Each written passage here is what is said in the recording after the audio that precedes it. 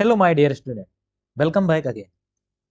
तो last lecture में हमने क्या देखा था? सिंपल इफ स्टेटमेंट देखा था, जहां पर सिर्फ ट्रू कंडीशन में कोड एग्जीक्यूट होता था और अगर हमारा कंडीशन फॉल्स हो तो उस केस में कुछ नहीं होता था। तो आज हम लोग एक स्टेप और आगे बढ़ेंगे और बात करेंगे इफ एल्स स्टेटमेंट की। अब जैसे अगर हम लोग रियल लाइफ में देखें तो रियल लाइफ में क्या होता है, सिर्फ एक साइड का डिसीजन नहीं होता है। हमेशा हमारे पास क्या होती है, दो पॉसिबिलिटी होती है। जैसे मान लीजिए आप एग्जाम दिए तो क्या होगा, या तो पास होंगे या फिर फेल।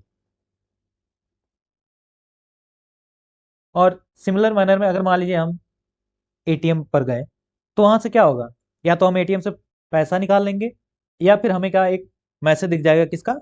इनसफिशियंट बैलेंस का। तो मतलब कि यहाँ पर हर सिचुएशन में दो अल्टरनेटिव होते हैं।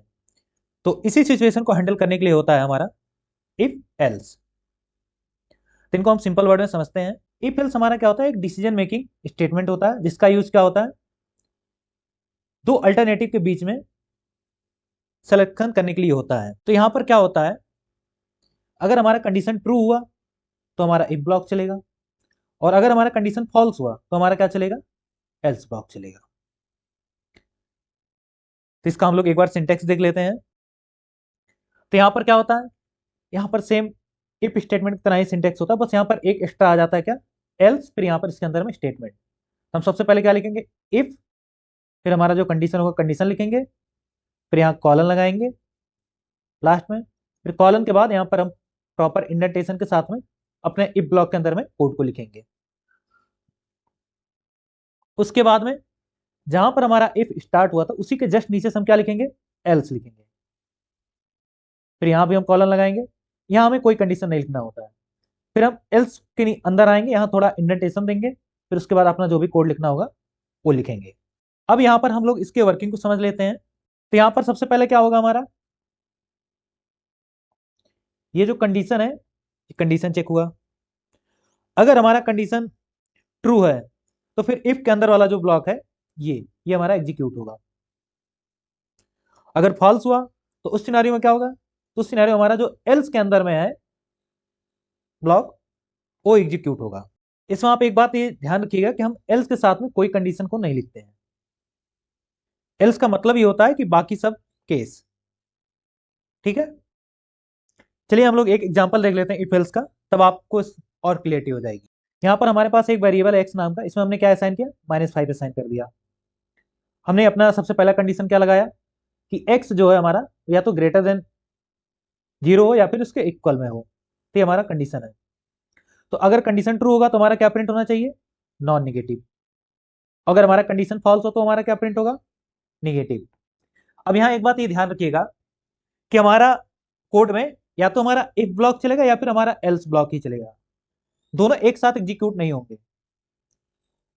अगर हमारा कंडीशन ट्रू हुआ तब हमारा इफ ब्लॉक चलेगा, हमारा एल्स ब्लॉक नहीं चलेगा।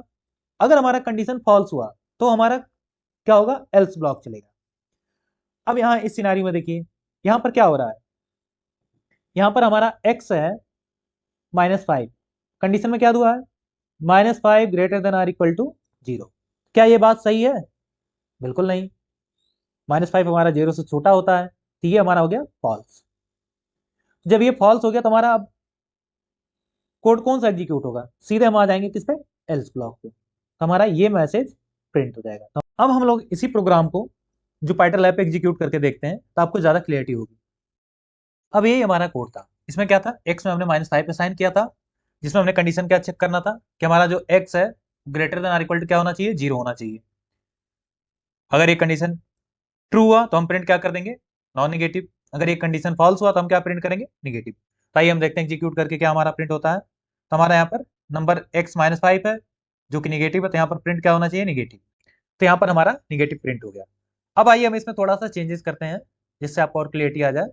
हम एक बार इसी कोड को दोबारा रन करते हैं। तो यहाँ पर हमारा क्या आ गया, दो आउटपुट आ गया। पहले क्या प्रिंट हुआ, ये निगेटिव इल्स ब्लॉक वाला प्रिंट हुआ। उसके बाद हमारा क्या प्रिंट हुआ, जो इफ एल्स ब्लॉक के बाद में था, क्या प्रिंट हुआ, आउटसाइड ऑफ इफ।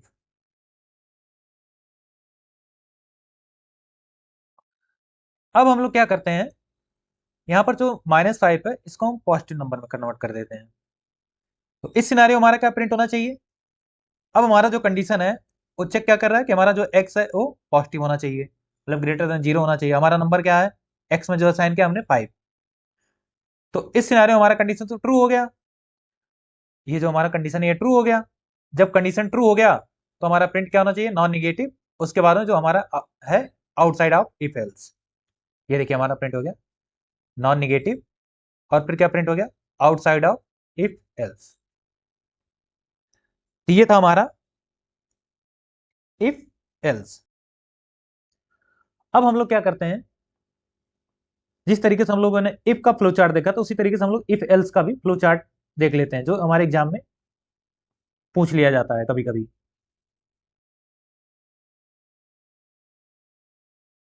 तो यहां पर क्या है, हमारा कोड स्टार्ट हुआ, प्रोग्राम स्टार्ट हुआ। सबसे पहले क्या चेक हुआ, कंडीशन।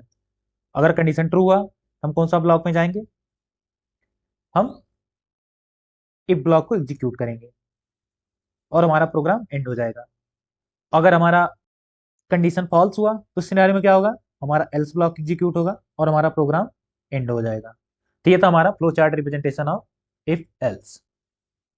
तो अब हम लोग क्या करते हैं, नेक्स्ट लेक्चर में देखेंगे इफ एल इफ एल्स, जहां दो नहीं बल्कि हम मल्टीपल कंडीशन को हैंडल करेंगे। तो आप सब प्रैक्टिस करते रहिए, मिलते हैं हम नेक्स्ट लेक्चर में।